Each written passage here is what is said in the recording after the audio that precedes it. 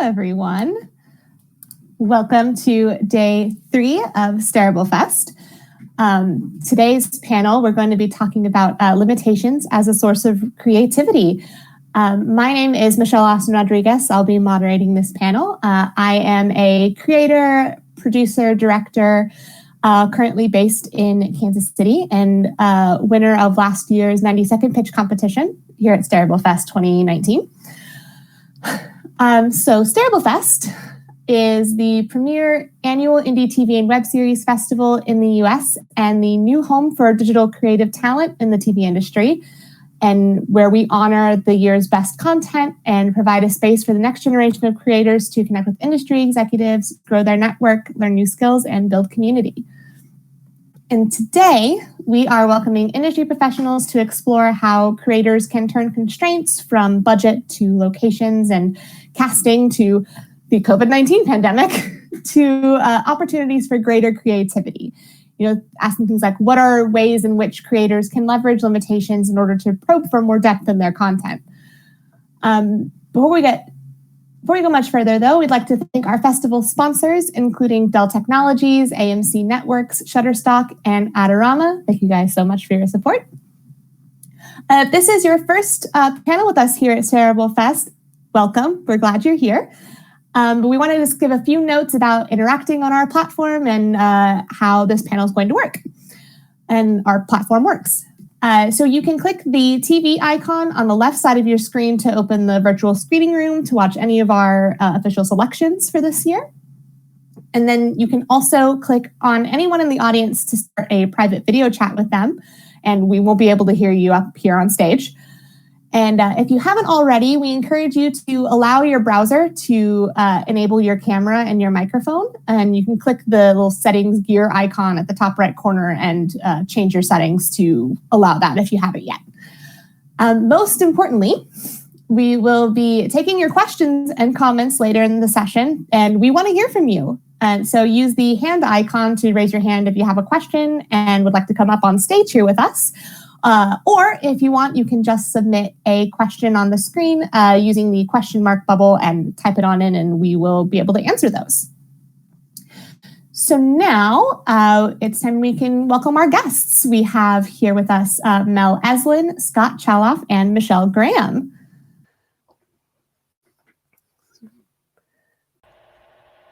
Welcome, welcome, welcome.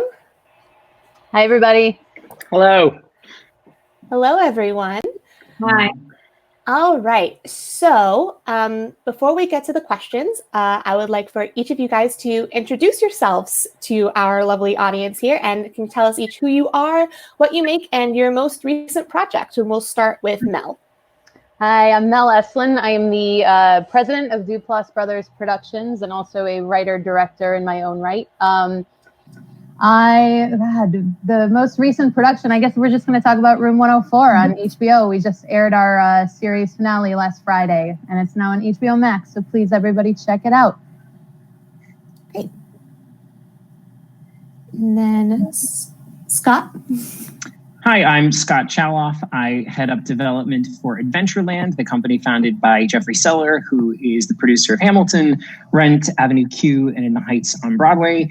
And most recently, Michelle, who will be introduced next, and I produced the HBO special Coastal Elites by Paul Rudnick and directed by Jay Roach, which premiered a few weeks ago in September. And is also now streaming on HBO Max. Nice. Excellent. I'm Michelle Graham. I, along with Scott, produced Coastal Elites for HBO, again on HBO Max. I run director Jay Roach's company, development and production for him. It's called Delirious Media. And aside from Coastal Elites, the previous thing that we did most recently was Bombshell with Charlize Theron, Margot Robbie, and Nicole Kidman, and Mark Duplass. Yeah. Yeah. Very cool. Very cool. All right. So I guess we'll start.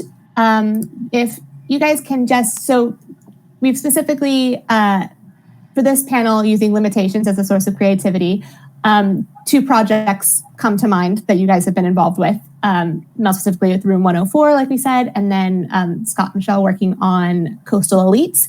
Can you give us a brief, like 1 or 2 logline sentence summary of your respective projects? Oh my God. I should know this. You guys go first. Yeah. Scott, do you want to give the logline first? Sure.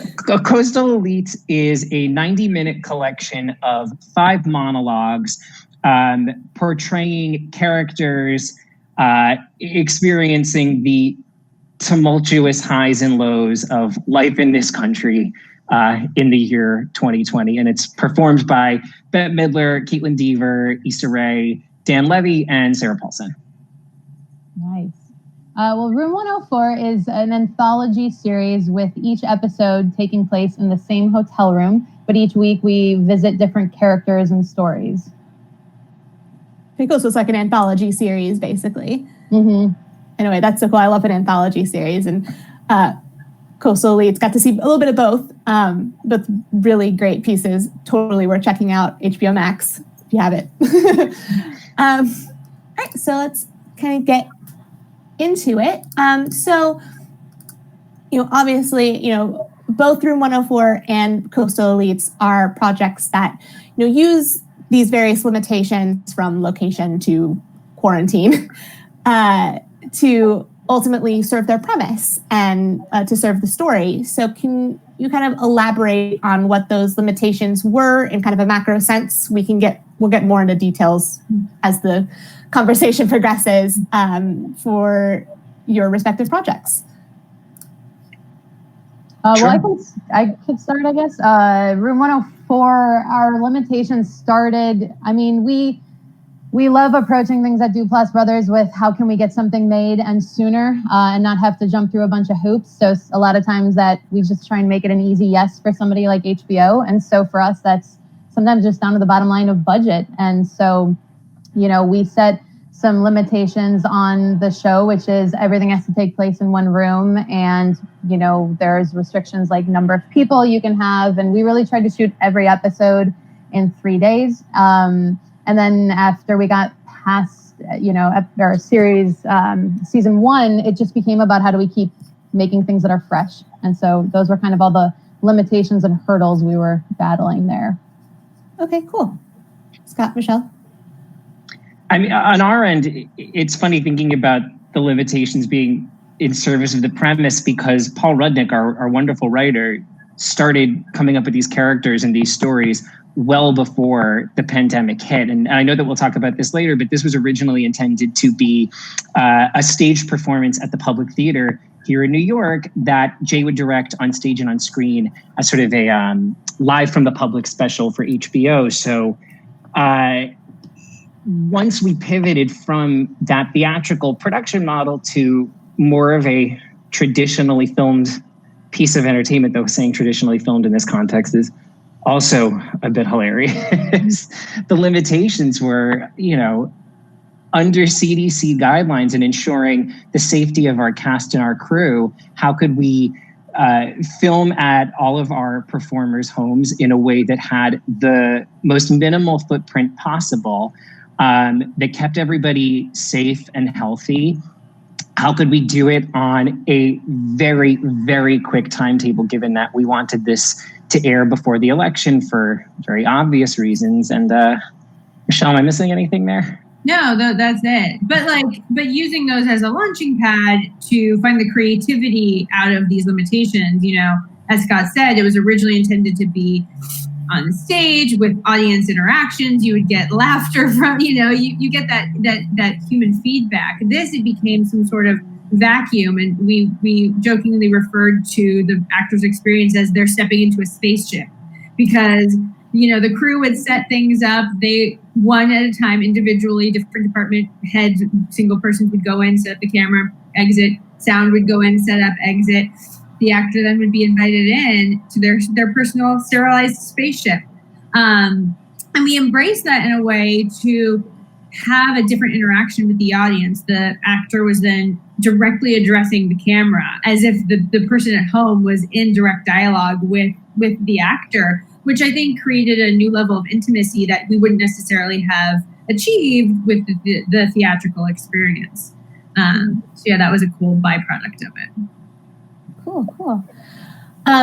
So let's talk a little bit more about Room 104 for a moment. So Mel, like you mentioned, Room 104 is kind of an anthology series and is set in a single location. And the few episodes I've seen, each episode gives the room, it's very much its own story, its own, the room has its own unique feel and aesthetic for each story that you're telling, right? Mm-hmm. Did you guys have any kind of stories that you wanted to tell but couldn't because it didn't fit with the location once it was secured, or that kind of? I mean, well, I have to be a little careful because we do not believe that Room 104 is ever dead, and that that room will come back at some point in a various form, baby theater. So I don't want to expose everything we still have in the vault, but and I actually think we got super creative with those limitations as far as really staying in the room, although maybe some people on blogs will disagree, but we had like the origin episode, the plot, which was I think the season 3 opener, where we're in a field, but we drew out the plot of the room that was about to be dug, and we were like, we're in Room 104, so that stayed in the rules. And I think in this season we have the last season, season 4, we have an episode called The Last Man, where we're in these rock formations having these sword fights, and I think we justified that as writers because we were like, after millions of years of continental drift, the land has compressed to make Room 104. So everything that's happening has over the millions of years compressed into that. So I don't know if there's an episode that we really didn't get to do that we approached, and those that we didn't, we're going to come up with a creative way to find them in the future. Okay, cool. And another question, did you guys receive any kind of, did your team over at Duplass Brothers get any kind of pushback from the different creative forces on each episode? Because obviously you had a different writer-director combo, for every episode.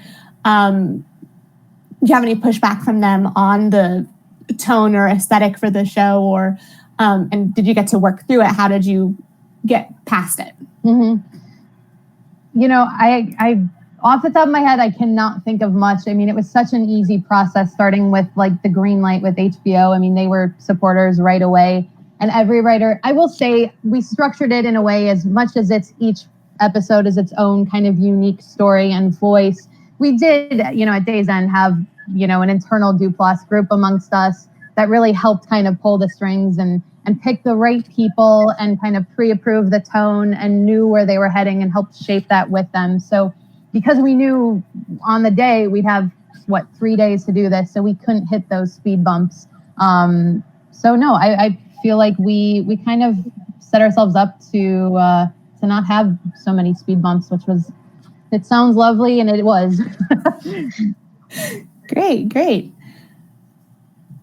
Okay, so now let's shift over to Coastal Elites a little bit. So you guys mentioned that it was originally conceived as a theater piece, as a series of monologues. So what was there anything that kind of stood in your way as far as the adaptation process? Like once you knew you were going to shift from stage to screen because of the circumstances of the world, how did you change things as you prepared to make that change? The actual dialogue that the actors were performing was in constant flux because the world was in constant flux. So like as Scott described, Paul wrote these at the end of 2019, which reflected a similar but very different world. And once we got the go ahead from HBO, it was a big consensus from them and from all the producers that there was an element missing. And originally there was only four monologues. And Paul ended up writing a fifth monologue, which is the one that Caitlin Dever delivers, of a frontline worker, which to me is like the most emotional one of them all. Sure, yeah. So heartbreaking. And it was really important for us to reflect a more holistic picture of all the people going through this. And nothing is more poignant than somebody who is literally on the front line. So through the rehearsals, the monologues were changing constantly, but the addition of this fifth really substantial monologue was one of the big changes that happened once we got the go-ahead to make it this way, and we knew our time restriction on doing so. Cool. So I imagine, you mentioned that it was originally written in 2019. So what kind of changes did you have to make once, because a lot of these monologues are centered around COVID. Yeah. So once we began the Coastal Elites 2.0 at the very top of May. So at that point, over 2 months into the pandemic, the first question was, when we're on stage and you have that degree of theatricality, you expect as a member in a dark theater that a performer might be speaking to you in this sort of direct address, like we're all connecting right now. So the first hurdle to cross was, how do we contextualize this? How do we explain to an audience why four of these characters, Bette Midler's is notably not at home, but the other four are at home. And to what Michelle was saying earlier, with it being so up to the moment in terms of the stories that we wanted to tell, the first hurdle was, how do we situate this in our new reality? And how do we contextualize it in a way that the pandemic doesn't become the crux of the story? Because with those original four monologues that Paul had written, obviously none of us even knew what was around the corner. So how did we honor the spirit and the integrity of what he was trying to get at without having COVID completely tip the balance in a way that wasn't how the project was intended? Well, and as Scott was saying, like in a theatrical setting, you embrace the fact that somebody's speaking without the response. And so that was one of the creative choices that we had to make early on, is we're not going to be able to turn the camera around on whoever this person is having a dialogue with on their computer. And so like how to present that to the audience in a way that felt real and believable, somewhat theatrical, although this is a TV presentation. So like the buy-ins that you get from theater and having to try to translate them into this format was a really interesting creative exercise. Very cool, yeah. Melanie, the next question to you to start the discussion is, how did you,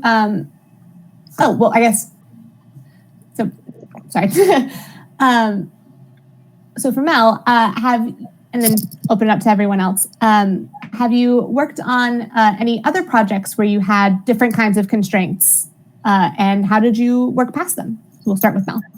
Yeah, man, a lot of my background started in micro budget films, so I have so many. I'm trying to think of how to dwindle it down. In the past, I've approached a lot of those micro budget scenarios, or whether it's a TV show or a film with those limited means. And really I have a film called The One I Love, for example, where we knew we had like a half a sentence idea and we knew we had a location with two houses. And so we like backed the story into those limitations, as opposed to like having the story and then trying to work within the limitations. The story was written for the limitations. And I think that is largely how I've approached a lot of things. But yeah, I'm trying to think of other things.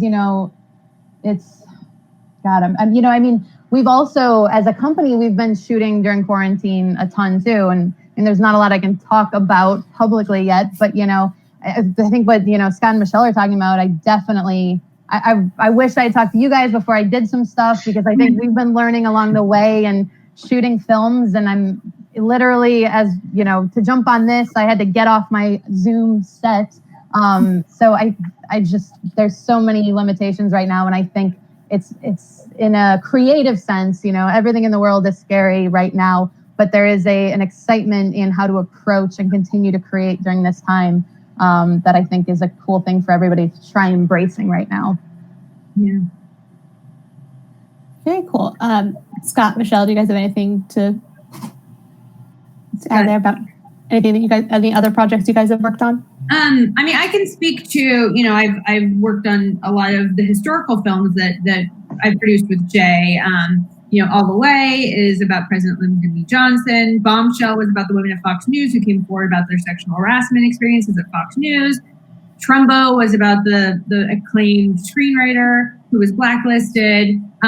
Recount, we've done a lot of historical projects, and one of the limitations that we always face is the intent and the commitment to the historical accuracy. Because when you're telling a story that it's so important to get right, you know, for all the people involved, and just for like staying true to the essence of what it is, you know, we're not here to make like our interpretation of history. It is to a certain extent, but at the same point, we have to make sure that like the authenticity stays true.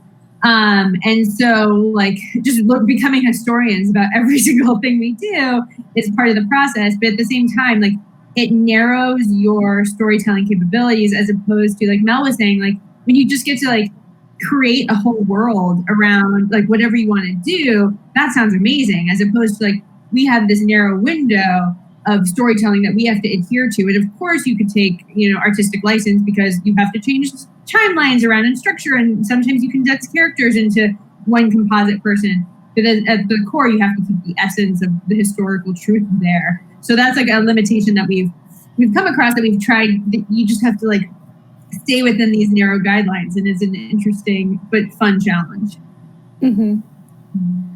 Cool. My stories aren't nearly as good as Michelle's or Mel's. But I come from the theater world where I feel like constraints are the name of the game. Absolutely.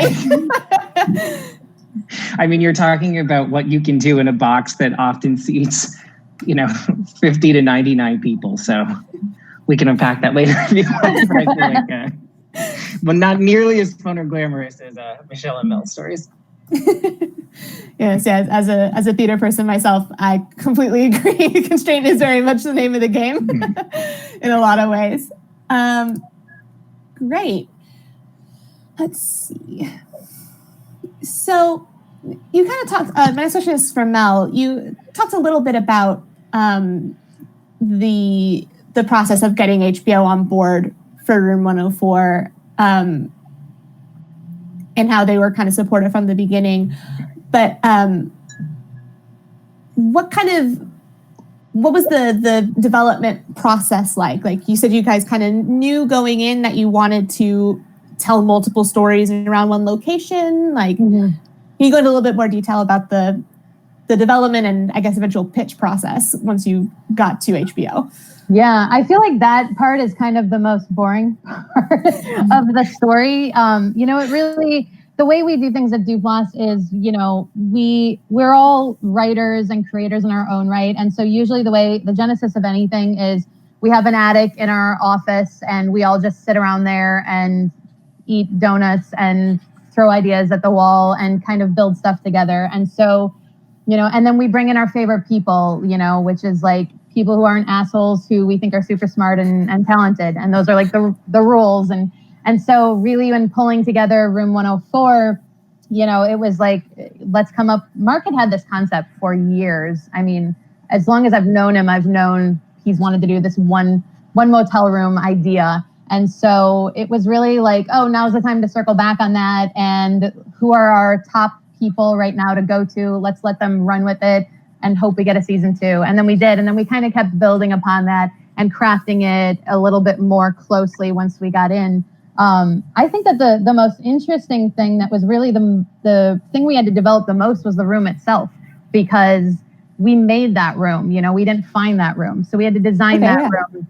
And we worked with our production designer, Jonah Markowitz, to really take a look and figure out like how can we give ourselves as much space as possible. And I mean that like physical space, like expanding and giving, more space in the closet than you'd normally, but also choices like 2 beds was a very specific choice because we knew having 2 beds in the room would open us up to so many more scenarios and stories and characters than if we had 1, because suddenly you have a family or you have 2 people who don't want to share a bed or strangers. Mm-hmm. And so there was a lot of, I would say those were the hotel room idea was easy and finding people we love was easy. And then figuring out how to give them a little bit of flexibility within those limitations. That was the part we spent a lot of time on. Very cool. So you kind of like worked around like knowing you would have these limitations, worked to use those to your advantage, basically, which is kind of the whole yeah. And then kind of like a theater set, we had like specific walls that were breakaway, and the things we knew that we could shift were very pre-planned to say, these are your limitations, but we've got a ton of creative ways for you to push those boundaries and literal walls. Sure. Very cool. Excellent. And my next question is for Scott and Michelle. You talked a little bit about how the production process for Coastal Leads kind of worked to the extent that each department came in on its own and did its own thing. Can you talk a little bit more about producing in quarantine, basically? It was wild. I mean, it started with very rough parameters that then we all had to figure out how to bring to fruition, right? Like we knew that if we were going to pull this off, the way we would do it would be that we would shoot the actors at home and we would have equipment delivered to them. They would rehearse with Paul and Jay over Zoom.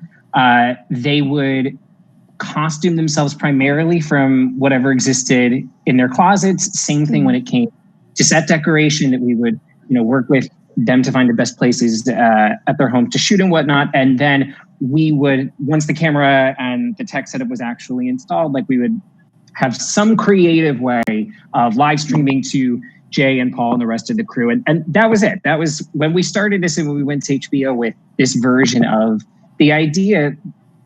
These were the basic, like this was the framework. And then we had to figure out how to actually do that.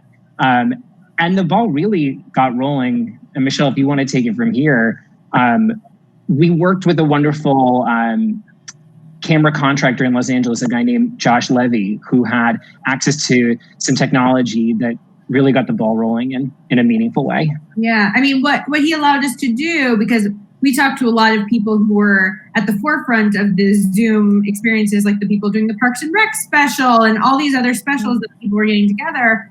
And one of the limitations that they all faced was that people would self-record on like an iPhone, let's say, and then the director who was in a different location wouldn't be able to see what the iPhone was getting. They'd be on a Zoom, like a camera set up from a completely different angle, so they wouldn't see exactly what was being captured. So we needed to bypass that because we knew that we were getting a stellar cast and we couldn't have them sit around, do a 20-minute take of something. Hold on, let me watch it for 20 minutes and then start again. We knew we had to get a direct feed directly to the to Jay and Paul and the rest of the producers. So we found Josh, who gave us that technology to give live stream. Basically, we had multiple laptop situations at home. It felt like mission control.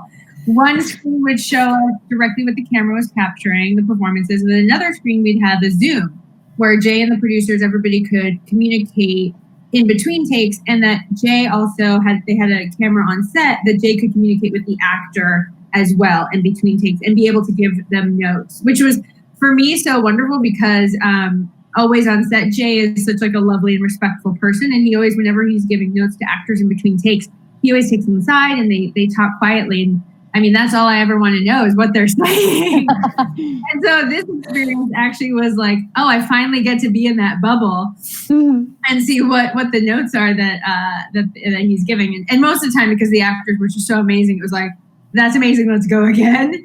But yeah, so that was the key for us, is to be able to stream both experiences. And for the actors, it wasn't that difficult to adjust because, as Scott said, they had been used to the process of rehearsing with Jay and Paul via Zoom. So like talking to them via Zoom in between takes was not that shocking. And in fact, I won't reveal anything that's not too shocking, because Dan actually talked about this in a Q&A himself, is that his first few takes, he fumbled a little bit and he just felt really off his game. And then he realized he was so used to performing the monologue to Jay and Paul via Zoom that once just to backtrack, on the camera, on the computer on set for the actors, we covered the screen so they wouldn't see everybody on screen. Once Dan lifted up the cover and got to see Jay and Paul on the screen, he was like, oh, I'm comfortable. I can do this again. So it's a really funny story of like the limitations. You're trying to make it as easy for the actors as possible, but sometimes you make it too bubbled up for them, too wrapped up nicely. And he was amazing once we took that cover off. Mm-hmm. Oh my God. I have to say, like, for what you guys are talking about, I love it, because that is the thing that I've been noticing during quarantine, is that what you said about you got to hear Jay's conversation that you normally don't. I'm like, this is wild, because I've got like the AD on one screen talking to the director, and the actor is hearing the things that you're normally like earmuff, keep away from them. And it's such this like group experience that is kind of cool. Yeah. Yeah. Really very much so. And just in terms of the tech setup in advance of that, like what physical production actually looked like at everybody's home, we effectively commandeered all of our actors who could not have been more team players throughout this entire process. We basically took over their backyards. That was really, a tent was pitched. We had very few, our crews ranged from, what was it, Michelle, 5 or 6 to 8, I think was the most number of personnel. And a cleaning crew would come, would disinfect the playing space. We would then set up all of the equipment. It would be disinfected again. And to the metaphor Michelle brought up earlier, our spaceship, actors would come in. There was a day of prep and then a day of filming. And so day 1 would be queuing everything up. And then day 2, they would walk in ready to go, camera set up, laptop over here, and off to the races. And at the end, similar process, just reversed. Everything dismantled, disinfected, and back to normal. And to HBO for allowing us, I mean, in normal productions, it's an hour, 2 hours to set up in the mornings. And they gave us that extra basically day of setup, because who knew and there were different challenges at each location. Sometimes the Wi-Fi network that we thought was good wasn't as up to speed. So having that data set up where you're able to troubleshoot without the pressure of having the actor ready to go was huge. Everything took twice as long. And it was fun because the crew was set up. I mean, for everybody's safety and well-being, obviously being outside was paramount. We actually had to postpone a day of shooting, which was a very last minute call on account of storms on the East Coast. So it was that kind of constant updating and recalibration that was very much a team sport on this one. For sure. Very cool. So here in just a moment, we're going to get to some viewer questions. So if you guys have any questions for our lovely panelists, feel free to leave them using the question mark bubble down at the bottom of the screen there, and we'll be able to get to answer those. But before we get there, I have 1 or 2 last questions. First, I'm going to throw to Mel. What has doing a project like Room 104 taught you about overcoming these types of limitations that we've discussed so far? And how do you think you will apply the lessons you've learned on those projects in your creative process going forward? I mean, I think the biggest one is just how to pivot super quick, which is basically exactly what Scott was just talking about. Because it is like you're just reinventing the wheel, especially right now during COVID. And even with Room 104, there was a bit of what felt like new territory for us. And I think it's how to pivot quick and be open to flexibility. Creators get so attached to how they want something to go or look or feel, both logistically and creatively. And I feel like my advice is always like, map out what you want, exactly what you want, know that, have that be your touchstone inside of you going into the day, but then like know that it's not going to go that way and at all, and it never will, and that's totally fine. But by having spent that time to check in with yourself, whether you're the writer, director, producer, you know what that like gauge is because you have that touchstone. And so you've basically armed yourself with the tools to make those decisions and to be able to pivot pretty quick by just having that conversation of like, what is the ideal? What is the perfect scenario? And also that's not going to happen. And just like those 3 in a row. Exactly. Okay.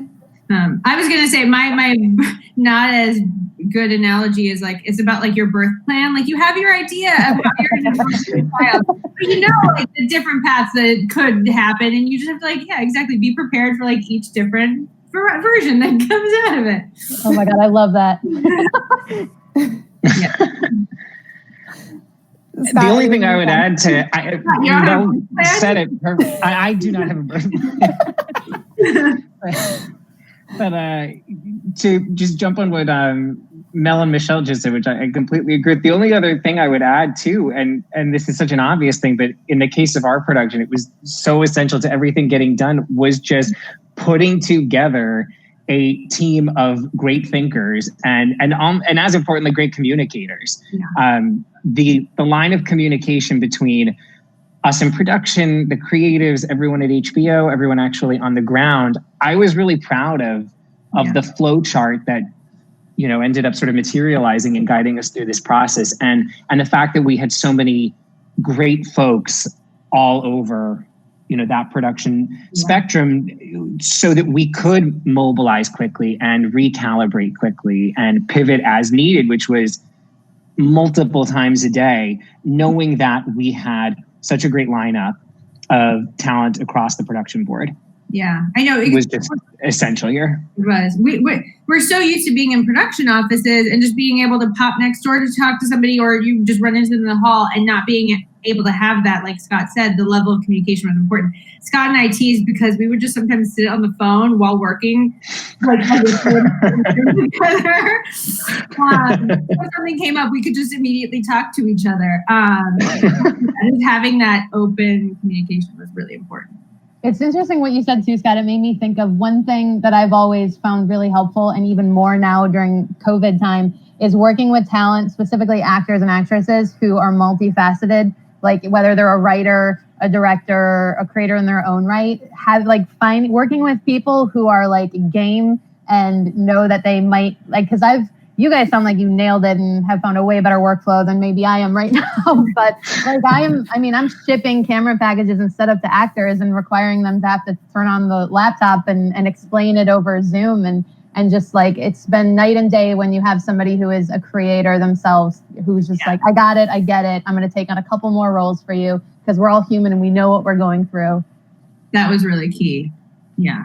Totally. And the 5 performers we got were just so ready for anything and threw themselves in so fearlessly, which also made it so fun because they were so intimately involved. I mean, their homes became their sets, and we were so fortunate to have Colleen Atwood design costumes for us. And, we were obviously not on those Zooms of pulling from one's own racks and whatnot, but the minutia of that kind of production setup was a real treat and made all the more special by our actors being so willing to throw themselves in.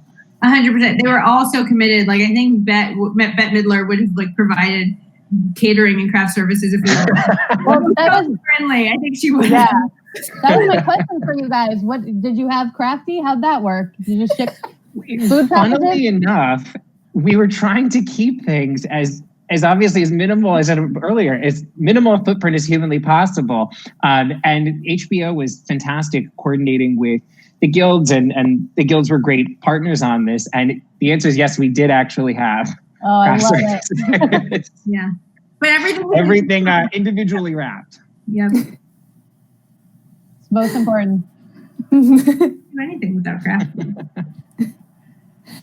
The other thing too, just worth mentioning in this specific context, which hopefully we don't ever have to talk about once the pandemic subsides, is obviously we also had an on-set COVID manager, which was an important thing for very obvious reasons, just to supervise and make sure that talent and everyone on the crew felt safe and that all guidelines and protocols were being adhered to. So yeah, can you talk a little bit more about that? Like, were you testing people constantly? Yeah. Like, how to like you mitigate Constantly. that? Like, and were they the person to control that or who like managed that? Like, what was the COVID protocol person didn't administer the tests. We administered this test elsewhere, and then in some cases for the actors, we had somebody sent to the actors' home, so we didn't have to inconvenience them at all. But the COVID protocol person arrived on set both days, made sure that people kept their distance, that the air conditioners went on when possible, like all the various safety protocols, and made sure everyone had their PPE. We sent packets of PPE to each location. Like each actor, I think, has a gallon of antibacterial. No, like literally a gallon. Yeah. It was like so hard to get back then, you know? It was like really impressive that our line producer was able to track that down. But yeah, so Warner Media was rigorous about this, and even prior to, and to their credit, they were rigorous about this. Prior to shooting in our actors' homes, I mean, we had to fill out and find a tons of crazy detailed information about ceiling heights, ventilation, windows, entrances and exits, floor plans, all of it, just to even have the sign off to begin the process in each of these individual homes in the first place. And then on top of it, like when we would see what was going out, COVID Central with the PPE, it was amazing. It was wild, but it was also important. We wanted everyone to, one, be safe, obviously, and two, feel comfortable in the process. Sure. We did not want to be the show where one of the first shows that somebody got sick, you know? We were trying to be as safe as possible. And we were one of the first shows that HBO, aside from their talk shows where they had like one camera already set up that was just a plug and play thing, that they were starting to experiment with. So I think we were all figuring it out as we were moving forward. Yeah, and I think the cool thing too for like, because I know everybody doesn't have Warner or HBO to back them up, but I think the cool thing is we're all experiencing and realizing like we can create in a lot of these limitations. And so like you can make a movie over Zoom. There are ways to do it. You can make a movie by sitting in your home and get creative and how to like share and communicate. And so I think there's a lot to learn from this, even beyond when hopefully we can all stop doing this. I know. But I do hope that people wash their hands more. That's people going forward, everybody wash their hands more. Yeah. So it looks like we've got a question from the audience. Here someone wants to ask a question. So Avi says, just before quarantine, just prepping a 90-minute backdoor hour-long pilot. Any advice? Yeah, finish it. Just find any way you can. I mean, this is something that we've been toying with for a couple of years, is like, how can we find a way to do episodic, you know, a little more contained? And I think there is space for it. And I think you're doing it the right way, like starting with new media and keeping it open, whether it's going to become a TV show or a web series. I would say open to that. And just find anything creative. Because I guess the question I would have back for you is, where are you at in the process? Like, do you still need to shoot more? Are you in post at this point? But if there's any way you can pivot and just find something creative to go online with your stuff, or like send an actor an iPhone and see if they can shoot some stuff on their own. Especially at, I think it was $15,000 budget or whatever that was, but it's doable. I think you just got to be open to what the world's going to bring you. Very cool. Scott, Michelle, do you have any advice? I couldn't do better than that. I totally agree. Mel's the expert there. Yeah. Very cool. Very cool. So before we kind of get into the final thoughts, advice portion of the program, another question for everyone. We can start with Mel.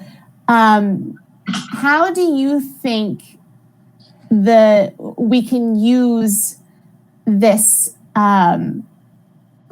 limitations that we've been forced to deal with, you know, between pandemic, whatever, to improve upon our process? Like, you know, Coastal Elites is showing that, you know, you can make a thing with such a bare bones kind of skeleton crew. So how much of that do you think will translate to the future of our industry, basically? Yeah. I mean, I keep going back to it, but I feel like people being just open to like the process and the changes and the hurdles and not letting that stop you and stunt you and turning around and being like, well, I'm going to do it this way now. And again, like just staying within at the soul and the heart, what is the project, but then being really open to those changes and those pivots, you know. And then the other thing I'm noticing too is, you know, kind of what we were talking about earlier, you know, I'm doing a lot of sets on Zoom and shooting with actors in their home right now. And not only is it like the intimacy, and it's become sort of this like way more human interaction than I think it's so weird. We're on Zoom, but I'm having more human interactions and intimate interactions with actors and directors because we're all up in each other's faces like this. And I really hope that continues and translates. And I think some of the lines are being blurred a little bit in a way that I think is great to move forward with. And also I think the other thing I've just seen is like embracing the flaws and the changes. I mean, I think we're all getting so used to nothing being as polished right now. You know, I'm on pitches, I'm being pitched things, I'm on Zooms, everything's stunting, people are losing internet. And we're all just kind of embracing it, going, I'm here, I got you, I understand, we're all with it. And letting that like, don't be hold to the polish so much, translate, I think, in everything in your art is cool and helpful. Yeah.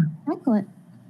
Michelle, Scott, any? Yeah, I mean, I was going to say, Mel says it perfectly, the pivot is the key. I mean, we've been used to pivoting in the past, right? Like we'll lose a location a day before shooting and you have to figure something out, or an actor's plane is delayed and you have to shift the schedule around. Like pivoting is the name of the game as a producer. But this was like a whole new level. And so it just taught us that like, if you can still create during this time, which everyone can, like you can do anything, you know? So I know it's the cheesiest response ever, but it's like, we can overcome and we can do it. But it's like, it's actually inspiring the fact that like people are still making stuff during this absolutely exciting time. Yeah, totally. My response to that is a really simple one, which is maybe just an obvious one, but as someone who's always been based on the East Coast and in New York City, so much of in-person contact, right, would be reserved for trips to Los Angeles with just jam-packing generals and meetings and coffees and drinks. And the fact that this platform now has become our means of communication and connectivity, I feel like in a weird way, and this sounds so obvious because obviously we could have done this prior to the pandemic, but just by way of development, networking, working with artists and other executives and whatnot, the fact now that we're at home and this is the way we communicate, it feels like in kind of a crazy way, the world has actually been expanded in that sense, because this is what we're all so used to. And I'm curious if other people who are based on the East Coast or New York feel the same way, but that's been one, I think, really positive byproduct of all of this. Sure, it's crazy how we didn't do that before. Like it's insane, right? Like, you know, like I'd be like, I have to fly New York, or somebody has to fly to LA, and now I'm like, everybody go live where you want. Where inspires you? Like, so looks like we have another question from our audience here for some more advice. Let's see. So how do we turn from Zach? Here saying, how do we turn a lockdown Zoom shot web series into a TV ready project? I mean, it's all about like the way you finish it. Like, obviously you've shot it via Zoom right now. So have you edited it yet? And it's like all about that final presentation. And again, like that all can be done in your home computer. Like that's the most beautiful thing is like, years ago, you'd have these like vision boards of like magazine cutouts. Now you have something you've actually shot and you can actually edit yourself to present to a buyer. You know, I feel like if you've already shot it, you're almost already there, you know? Yeah. And I think figuring out, like, did you shoot a pilot or did you shoot a season one, and having the plan for, are you going to stick with that format beyond future seasons? I think anytime you're talking episodic, just knowing what that future looks like and how far you can take it. And I think having a plan for that, and, you know, people buy things all the time that aren't totally polished too. You know, I think just, you know, embrace like trying to tighten the sound as much as you can and get great music in there and do a color pass as much as you can afford or within your own means, and get it as far as you can. But really at day's end, it's going to be about the story. So I think just have faith in the story you tell and know where you want to take it. Yeah, and like Mel was saying, like always, buyers are always asking, okay, this is the pilot, or this is the first. What's the rest of it? What's the Bible? What's the rest of the series? What's the series arc and the characters? Where's everyone going? And so having like the macro sense of the whole picture is really important. I was also just going to say to echo what Mel said is when we are able to resume more normal standards of filming, what does your project look like outside of the confines of a Zoom shoot? And how might that cinematic world expand? And how can you convey that as you go to take it out? Excellent. Yeah, that's great advice. Hope that helps Zach. So it's almost time for us to... Yeah, great. That's amazing. Amazing. That's great. Yeah. Congrats. Looking forward to hearing more about that. So before we start to wrap up here, do you guys have any, we'll start with Michelle this time. Do you guys any kind of last minute, final thoughts, general advice, etc. for our audience? Well, it's just the theme of this panel, right? It's like limitations force you to think in a outside the box or inside the box, and like what you can create inside that box. And so I think, like I was saying with our historical stuff before, or, like having a limitation makes you problem solve in different ways and is sometimes a helpful tool. Obviously, like what we're going through now is not necessarily a helpful thing, but I think it's teaching us the resiliency and the ability to keep creating, and like taking this, a lot of people I know are taking this time to write a lot and polish their writing. Whereas, sometimes you would just rush through a script to try to get it done. Now you can like take the time to really polish it and make it something that you're really, really proud of. No, I think limitations are actually a great launching pad. Cool. Scott, any final thoughts, words of advice?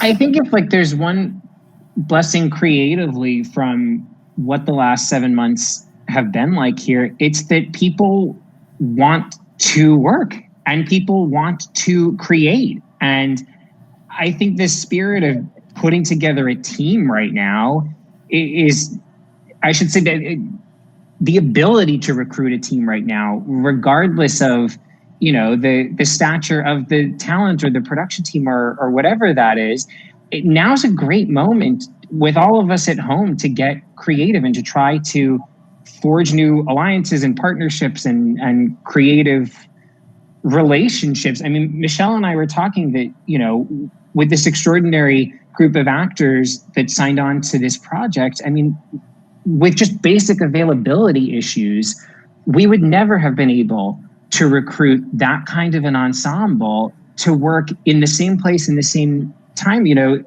all at once, and looking at just the general appetite to make and to produce and to work and trying to seize on that spirit of opportunity. I hope that wasn't too many platitudes, but Mel, any final thoughts? Yeah, I mean, to go off of what Scott said too, I would just say, we're in a time right now where a lot of us are very alone physically and also feeling alone. And I would embrace what Scott is saying and you don't have to write it alone. Like, find a writing partner. I have so many writing rooms that are working great on Zoom right now. And, so I think just like embrace collaborators during this time right now. And then I think in a general sense, beyond even quarantine, just to like go back to the limitations, just don't be afraid of them. I think especially when you are starting out, I think it's way more important to just make stuff. Don't wait to find the person who's going to give you a yes. Everybody can go out and make something. And I think that waiting for somebody who's going to let you do everything and you're going to have no limitations, I don't find that helpful. I think go in, set some limitations for yourself. You're going to like build yourself as a creator by doing that. And so in closing, embrace all those limitations. I think they're very healthy and helpful in the creative process. Excellent. Yeah, I completely agree.